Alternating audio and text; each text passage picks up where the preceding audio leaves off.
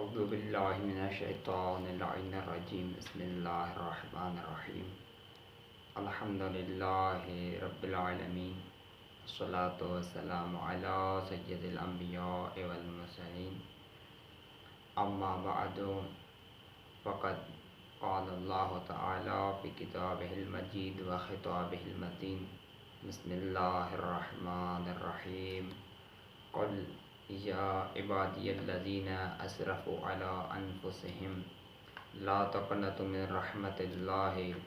ان اللہ یغفر الذنوب جميعا انہ هو الغفور الرحیم صدق اللہ العلی العظیم۔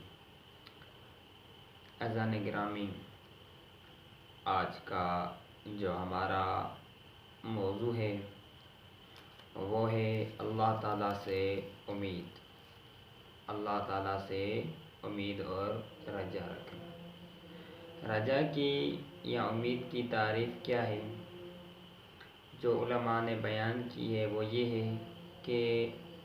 اس چیز کے انتظار کو کہتے ہیں جس کے حصول کے لیے اسباب کو مہیا کیا جا چکا ہو، یعنی کسی چیز کے حصول کے لیے اسباب مہیا کیے جا چکا ہو۔ مثال کے طور پہ ایک کاشتکار ہے، وہ اچھی زمین میں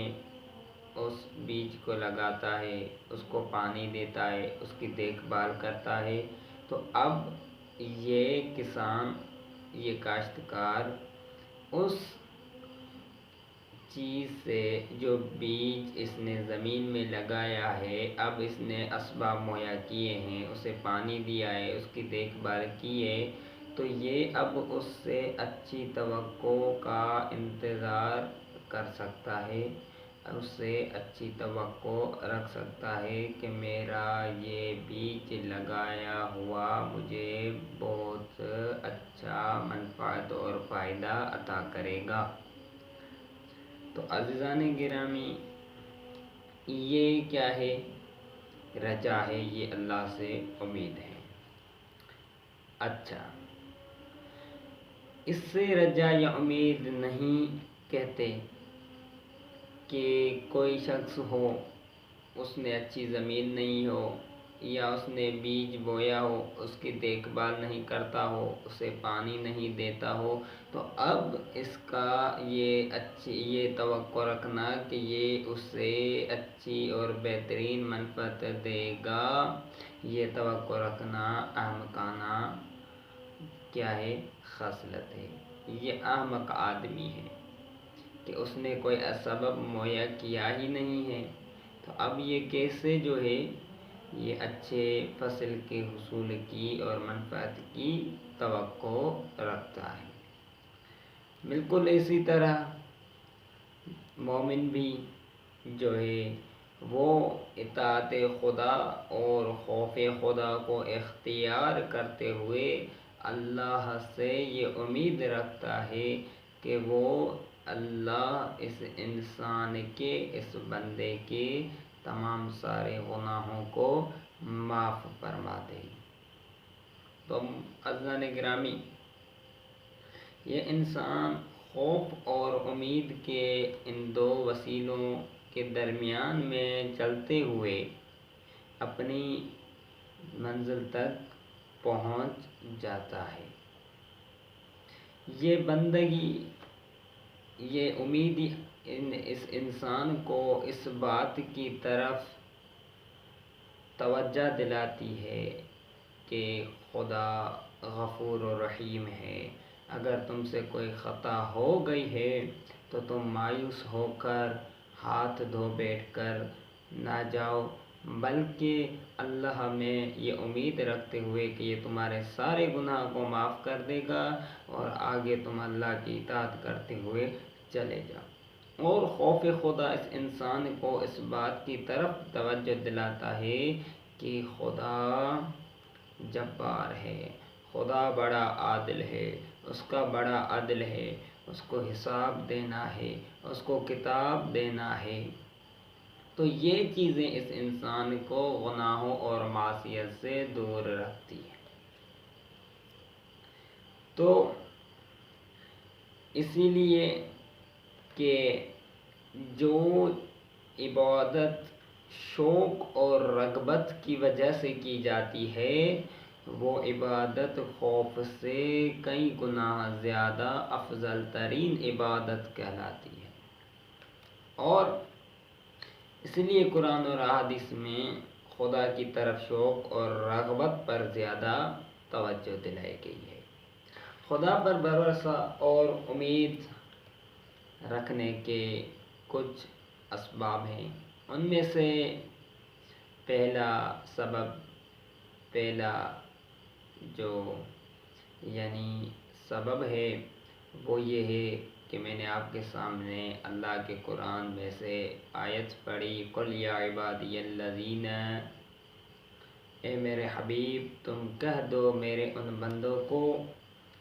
الذین اسرفوا علی انفسہم، کہ جنہوں نے اپنے نفسوں پر زیادتی کی ہے، کیا لا تقنطوا من رحمت اللہ، کہ ان بندوں کو جنہوں نے اپنی جانوں پر زیادتی کی ہے، ظلم کیا ہے، ان سے میرے حبیب کہہ دو کہ اگر تم سے کوئی خطا کوئی گناہ ہو بھی گیا ہے تو اللہ کی رحمت سے مایوس نہ ہونا۔ ان اللہ یغفر الذنوب جميعا، بتحقیق کہ اللہ تمام گناہوں کو، خطاؤں کو معاف اور درگزر کرنے والا ہے۔ هو الغفور الرحیم، وہ عفو اور درگزر کرنے والا اور رحم کرنے والا ہے۔ وَلَا تَيْأَسُوا مِن رَوْحِ اللَّهِ إِنَّهُ لَا يَيْأَسُ مِن رَوْحِ اللَّهِ إِلَّا الْقَوْمُ الْكَافِرُونَ۔ قرآن سورہ یوسف میں اللہ تعالیٰ فرماتا ہے کہ اللہ کے فیض سے مایوس نہ ہو، اللہ کے فضل و کرم سے مایوس نہ ہو۔ جو بھی مایوس ہوتا ہے وہ فقط جو اللہ کی رحمت اور فضل سے مایوس ہوتا ہے وہ کافر ہوتا ہے، اور حالانکہ تم لا الہ الا اللہ پڑھنے والے ہوں تو تمہیں اللہ کی رحمت سے مایوس نہیں ہونا چاہیے، اس سے توقع، اس سے امید، اس سے رجا رکھنی چاہیے۔ اور قال امیر المومنین علیہ الصلوۃ والسلام لرجل، امام امیر المومنین نے ایک شخص کو دیکھتے ہوئے فرمایا کہ اخرجہ الخوف الی القنوط لکثرۃ ذنوبہ، ای ھذا یأسک من رحمت اللہ اعظم من ذنوبک۔ امام نے ایک شخص کو دیکھا، گناہ گار شخص کو، کہ وہ پریشان ہے، مایوس ہے، اللہ سے نا امید ہے، تو امام نے اسے دیکھتے ہوئے فرمایا کہ اے بندگان خدا، یہ تمہارے گناہوں سے بھی زیادہ تر گناہ ہے کہ تم اللہ سے نا امید ہو، تم اللہ سے امید نہیں رکھتے ہو، یہ تیرے گناہوں سے بھی عظیم تر گناہ ہے۔ تو انسان کو چاہیے کہ اگر کوئی انسان سے خطا ہو جائے تو ہر لحظے میں اسے اللہ سے امید رکھنی چاہیے کہ وہ غفور و رحیم ہے، اپنے فضل و کرم سے اس کے گناہوں کو معاف فرما دے گا۔ اور اللہ کی رحمت سے مایوس نہیں ہونا چاہیے۔ خدا سے مایوس اور نا امیدی کا مطلب اللہ سے رشتے کو توڑ لینا ہے، اور رشتے کو توڑ لینا یہ مطلب اس کی معنی یہ ہے کہ یہ انسان اللہ پر ایمان نہیں رکھتا تو یہ کفر کے برابر ہے، اور اس سے بچنے کی بہت ساری روایاتوں اور قرآن کی آیتوں میں تاکید کی گئی ہے کہ اللہ کی جو ہے رحمت سے مایوس نہیں ہونا چاہیے۔ دوسری جو چیز ہے خدا پر امید اور بھروسہ کے رکھنے کے اسباب میں سے، وہ خدا کی رحمت کا وسیع ہونا ہے، کہ خدا کی رحمت کا وسیع ہونا اور اس کے عفو اور درگزر کا عظیم ہونا اس ذات سے امید رکھنے کا تقاضا کرتا ہے۔ وَقُلْ رَبُّكُمْ ذُو رَحْمَةٍ وَاسِعَةٍ، اے میرے حبیب کہہ دو کہ تمہارا پروردگار وسیع ترین رحمتوں کا مالک ہے۔ اور میرے حبیب، اگر تمہارے پاس ایمان والوں میں سے، میری آیتوں پر ایمان لانے والے میں سے کوئی آ جائے تو اسے تم کہنا کہ اللہ تم پر سلام بھیجتا ہے، اور اگر تم نے برائی کی ہے، کوئی گناہ کیا ہے جہالت کی وجہ سے، تو تم اللہ سے توبہ طلب کرو اور اپنی اصلاح کرو، بے شک اللہ تمہاری خطاؤں کو درگزر کر دے گا، معاف فرما دے گا۔ اور تیسری چیز جو خدا پر امید اور بھروسہ رکھنے کے اسباب میں سے، وہ ہے اللہ پر اور اپنے رب اور خدا پر حسن ظن رکھنا۔ رجا اور امید کا تیسرا اور اہم سبب خدائے بزرگوار پر حسن ظن رکھنا ہے۔ جتنا زیادہ حسن ظن ہوگا اتنی زیادہ امید وابستہ ہوگی۔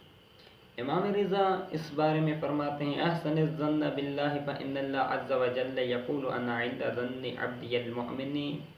بی ان خیرا فخیرا وان شرا فشرا۔ امام رضا علیہ السلام نے فرمایا کہ خدا پر حسن ظن رکھو، کیونکہ اللہ فرماتا ہے میں اپنے بندے کے ساتھ اس کے ظن کے مطابق عمل کروں گا۔ اگر اس کا میرے بارے میں گمان اچھا ہوگا تو میں بھی اس کے ساتھ اچھائی کروں گا، اور اگر اس کا میرے بارے میں گمان اچھا نہیں ہوگا تو میں بھی اس کے ساتھ اچھائی نہیں کروں گا۔ تو عزیزان گرامی، یہ امید کے اسباب ہیں جو انسان کو مہیا کرنے چاہیے۔ جب یہ اسباب مہیا ہو جائیں گے تو اللہ سے امید پیدا ہو جائے گی۔ جب امید پیدا ہو جائے گی تو انسان میں یہ امید کو اپنے آپ میں پیدا کرنا، خدا پر یہ بھروسہ رکھنا، خدا پر یہ توکل رکھنا، خدا سے یہ رجا و امید رکھنا، اس انسان کو اس مقام تک لے آئے گی کہ اللہ تعالیٰ اس کے سارے گناہوں خطاؤں کو معاف فرما دے گا۔ السلام علیکم ورحمۃ اللہ وبرکاتہ۔